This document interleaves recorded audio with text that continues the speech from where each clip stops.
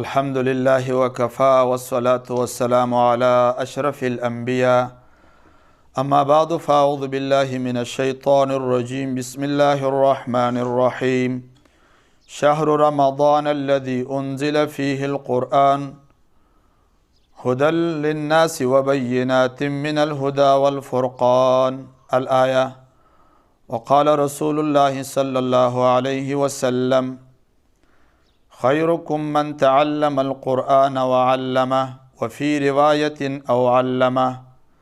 عزیزانو مسلمانانو د رمضان المبارک دویمې عشره په مونږ تاسو باندې راغله. الله رب العالمین دی په دې کې مونږ تاسو له د نیکو اعمالو توفیق را نصیب کی.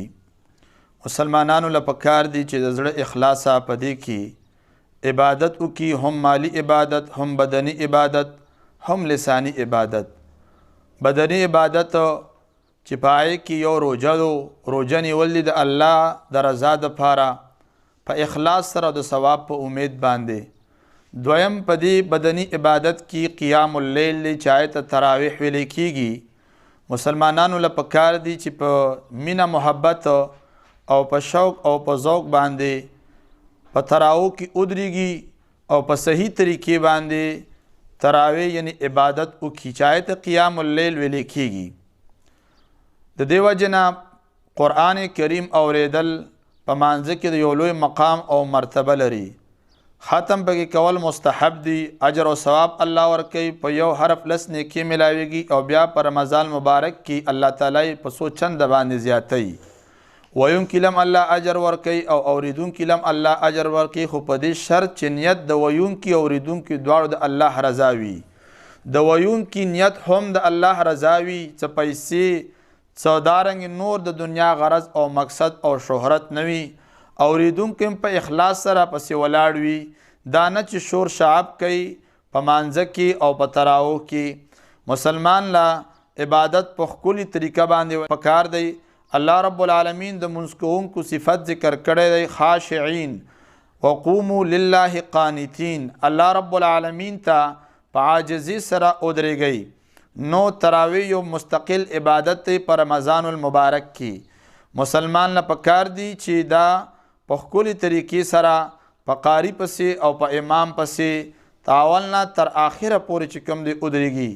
قاریانو حافظانو لم پکار دی چې هغوی تراویح په داسې طریقې باندې الفاظ د قرآن کریم ادا کوي چې اوریدونکی هم پې پوهېږي او ویونکی هم، او د قرآن کریم چې کوم برکات دي هغه حاصل کړي. دا نه چې دارنګې په سیکنډونو کې د رکوګانو نه وځي پرړه پرړه الله اکبر، پرړه پرړه الله اکبر، نو د دې څه فایده نشته دی، نه ویونکي ته او نه اوریدونکي ته.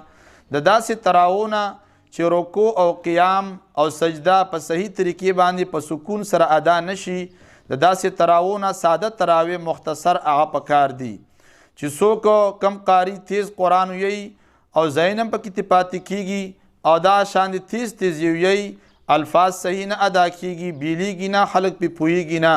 د داسې ختمونو نه ساده تراویح کول دا افضل او بهتر دي.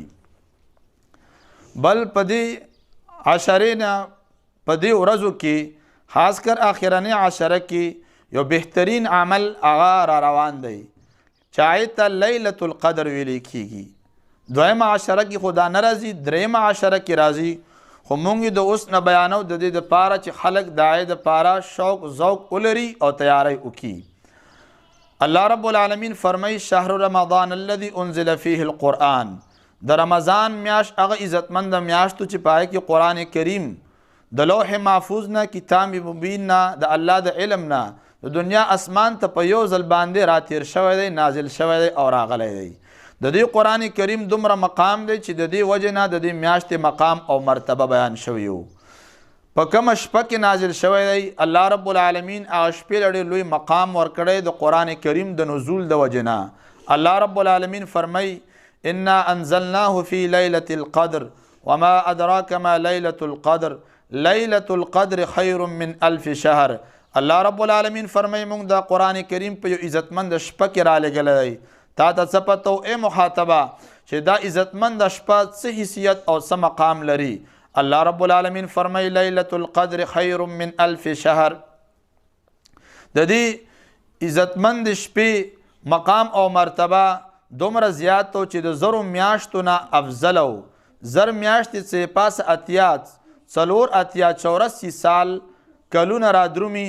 د دومره کلونو عبادت قبول شوی عبادت الله رب العالمین اجر او ثواب ورکوي.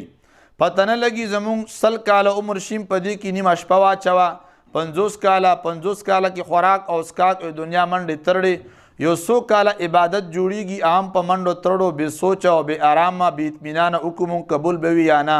لیکن د دې شپې دومره مقام دی چې په دې شپه کې ته عبادت وکړې نو هغه دومره اجر لري لکه تا 4 اتیا کاله عبادت کړی وي. نو مسلمان باندې ولې دا درانه او دا شپه او ولې د دې طلب نه کوي او ولې په دې شپه کې عبادت نه کوي؟ جناب رسول الله صلی الله علیه وسلم فرمایي اطلبوها، دا شپه چې کوم دی تاسو ولټوئ په آخرنو 10 ورځو کې. بیا نور روایت دي په ټاکو شپو کې ولټوئ. خو نن سبا مصیبت دی، د یو ملک یو تاریخ وي اسلامي او د بل ملک بل تاریخ وي، او په دې کې الله تعالی یو حکمت دی. پاکستان کې مثلا چې کوم دی 21م تاریخ دی د روزې او الته په سعودي او په نور ملکونو کې 22م دی. دا فرق پکې اسې راغلی پته نه لګي، په دې فلسفه نه پوهېږو، خو خبره دا ده چې په دې کې لوی حکمت دی. نو هره شپه اخرنې 10 شپې او ورځې خاص کر شپې دا رونې تیرې کا او په دې کې په هره شپه کې عبادت وکړه. نو چې په تا باندې دا شپه تیره شو تا پکې عبادت وکړو تا ته دا مقام او فضیلت میلاو شو.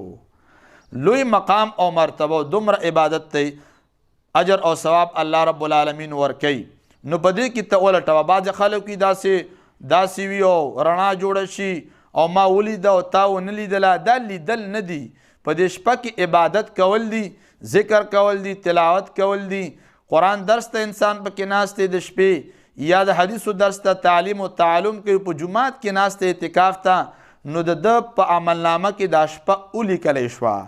لیدل او نه لیدل پکې ضروري نه. ته په جماعت کې په اعتکاف کې ناست یو دروازې او کړکۍ هر څه بند دي او ته په تهجد باندې ولاړ یې، سره یې نه پړک پړوک ولیدلو نه هېڅ شی ولیدلو، الله رب العالمین تعالی د دې شپې هغه مقام او فضیلت او مرتبه درکوي کومه چې په قرآن او په حدیثو مبارکو کې راغلي دو.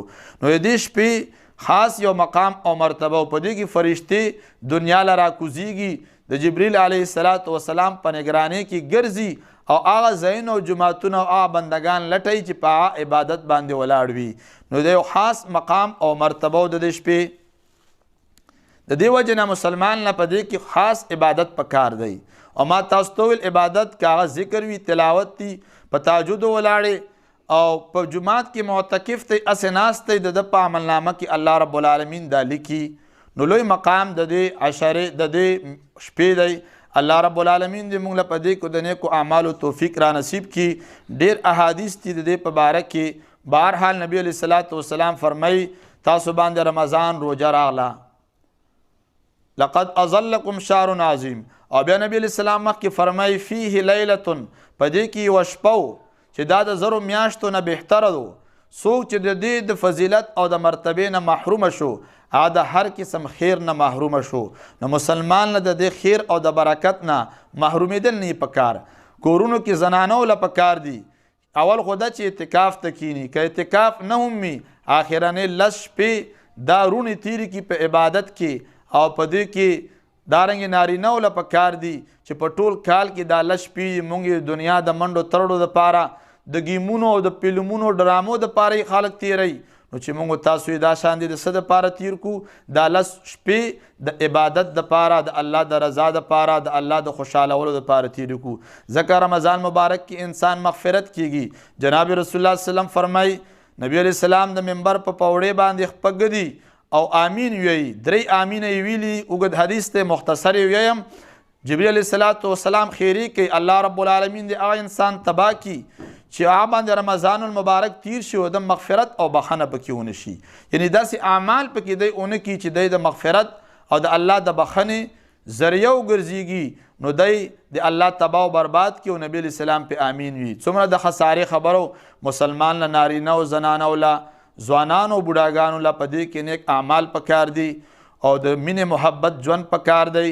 صدقې او خیراتونه کول پکار دي. غریبانانو باندې خصوصي پم کول پکار دي، توجه له پکار دو. او بیا په صحیح طریقې سره په پټي طریقې د صدقې کول پکار دي. الله رب العالمین دې زمونږ وستاسو هر قسم عبادت قبول و منظور کی. وصلی الله تبارک و تعالی علی خیر خلقه محمد و آله و اصحابه اجمعین برحمتک یا ارحم الراحمین.